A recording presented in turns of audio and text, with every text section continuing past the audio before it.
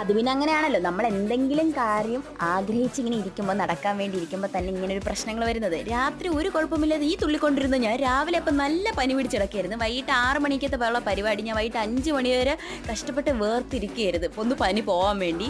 വൈകിട്ട് അപ്പം ഒന്ന് കയറി കുളിച്ചായിരുന്നു. അപ്പോൾ പിന്നെ ഓക്കെ ആയി, പിന്നെ ഫുൾ ഓണായി. പിന്നെ ലാസ്റ്റത്തെ ഞങ്ങളുടെ പ്രാക്ടീസും കൂടി കഴിഞ്ഞിട്ടായിരുന്നു അമ്പലത്തിൽ ഉത്സവത്തിന് വേണ്ടിയായിരുന്നു ഞങ്ങൾ ഈ ഡാൻസും പരിപാടിയൊക്കെ ഉണ്ടായിരുന്നത്. ആൻഡ് എല്ലാവരും അവിടെ എത്തിയ 2-3 പിള്ളേരെ പരിപാടി കഴിഞ്ഞപ്പോൾ സ്റ്റേജിൽ കയറുമ്പോൾ പിന്നെ ഓൺ ആയിരുന്നില്ല. പാട്ട് തുടങ്ങേണ്ട താമസം.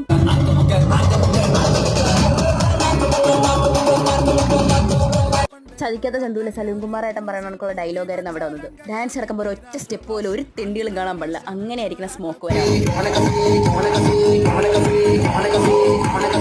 പിന്നെ അല്ല, ആ സ്മോക്ക് വന്ന കറക്റ്റ് സമയത്ത് തന്നെ ഇരുന്ന് ഞാൻ എല്ലാ സ്റ്റെപ്പും തെറ്റിച്ചത്.